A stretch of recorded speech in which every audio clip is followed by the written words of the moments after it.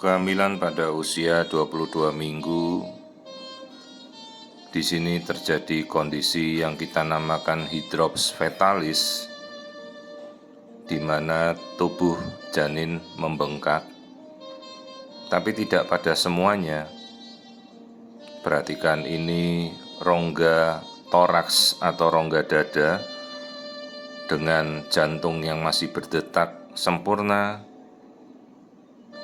tampak sekali rongga jantung normal, aliran darah jantung juga normal. Tapi perhatikan di bawahnya jantung itu yang kita lihat adalah paru-paru. Paru-paru sampai terkompresi, tertekan. Karena cairan di sekelilingnya itu mendesak rongga dada, jadi paru-parunya tidak bisa berkembang, hypoplastik. Lihat ini bagian liver atau bagian hati dari janin. Bisa terlihat dengan sangat jelas lobusnya dari liver itu, ya, ada lobus kiri, lobus kanan, karena ada cairan di rongga perut. Dan terpisah batas rongga perut dan rongga dada dengan diafragma. Itu kita bisa melihat dengan jelas, nah seperti ini. Jadi cairan di dalam rongga perut bayi itu jelas tidak normal. Karena rongga bayi itu harusnya dia tidak ada cairan di situ dan hanya berisi organ-organ utama dari tubuh. Ya jantung, ya paru-paru, jadi tidak terisi oleh cairan. Masalahnya kondisi fetal hidrops ini apa yang terjadi, penyebabnya kenapa? Kita bagi dua, jadi imun atau non-imun. Kalau imun itu artinya akibat ketidakcocokan. Autoimun bisa akibat kemungkinan ada reaksi ketidakcocokan darah seperti resus, mungkin pernikahan kelompok resus golongan darah yang berbeda, satu positif satu negatif, atau autoimun akibat penyakit talasemia, yaitu darah yang tidak bisa membentuk eritrosit, jadi tidak bisa menangkap oksigen, anemia, darahnya selalu pecah.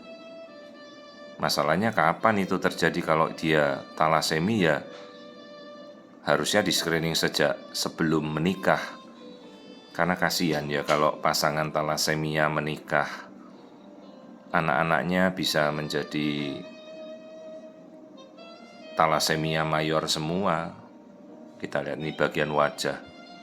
Sementara bagian wajah itu bayinya tidak bengkak, kepala juga normal. Ini bayinya perempuan ini. Nah, kalau penyakit autoimun yang lain masih ada, tapi banyak sekali ya. Kemudian penyakit yang diakibatkan oleh non-imun seperti virus. Paling sering tuh parvovirus, parvo 19.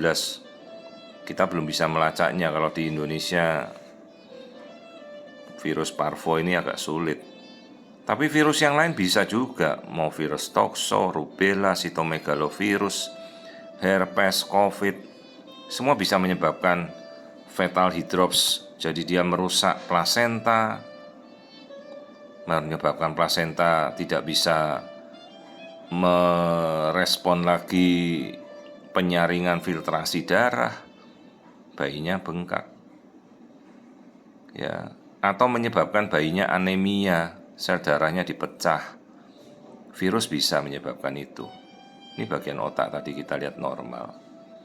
Ya, ini bagian perutnya yang membengkak, rongga dadanya membengkak, isinya air semua.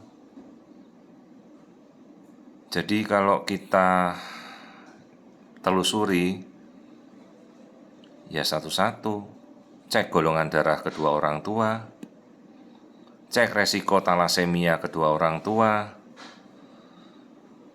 baru kemudian kita juga harus mengecek laboratnya si bayi.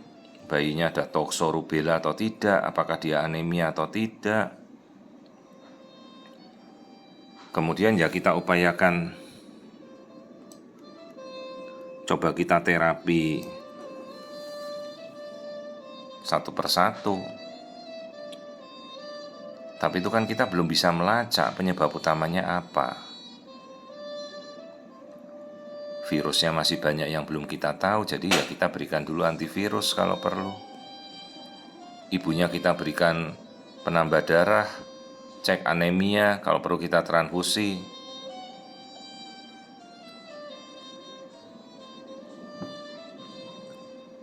Nah, baru kemudian kita planningkan rencana-rencana berikutnya, yaitu kalau misalnya ini masih terus tidak bisa kempes, ya kita harus sedot cairannya keluar supaya paru-parunya si janin bisa bertumbuh. Kemudian rongga perutnya tidak membesar begitu, ya kita sedot cairannya keluar.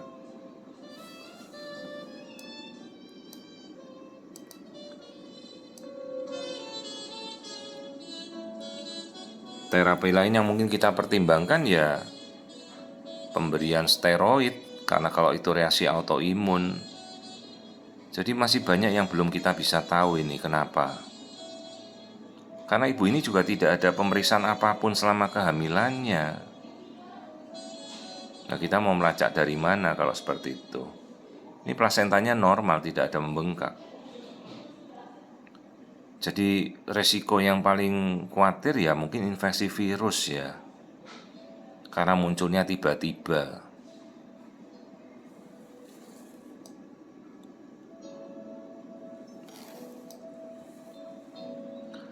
Jadi ya cobalah kita upayakan, sekarang kita telusuri. Ini saya coba melihat aliran darah di otak. Apakah aliran darah otaknya mencerminkan kondisi anemi? Jadi semakin darahnya encer itu kecepatan aliran darahnya makin kencang. Ini malah normal, ini tidak ada apa-apa. Jadi kemungkinan kan ini infeksi virus. Ya mudah-mudahan prognosisnya masih baik, ya bisa kita kempeskan. Masalahnya juga kadang tergantung pada rencana tata laksana. Repotnya juga kalau ini karena mungkin tidak terpantau rutin, pengontrolannya jadi tidak terfollow up, bisa juga ya.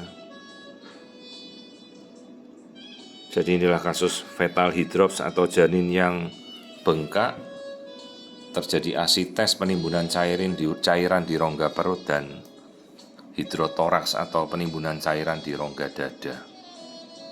Kalau kepala ukurannya normal sesuai, tapi lingkar perutnya membesar sekali, seolah-olah 5 minggu lebih gede ya. Nah, ini tulang belakangnya normal. Jadi inilah kasus fetal hydrops atau asites hidrotorak yang kemungkinan akibat sistem non-imunnya, artinya mungkin pengaruh infeksi selama kehamilan, karena terjadinya sangat cepat, mendadak, dan hanya menyerang rongga perut dan rongga dada. Kulit tidak terkena, makanya jadi harusnya kalau dia terkena imun, biasanya tuh seluruh bagian tubuhnya, kulit, kepala, semuanya membengkak. Ini hanya di bagian perut dan bagian rongga dadanya yang terisi oleh cairan. Bayinya perempuan.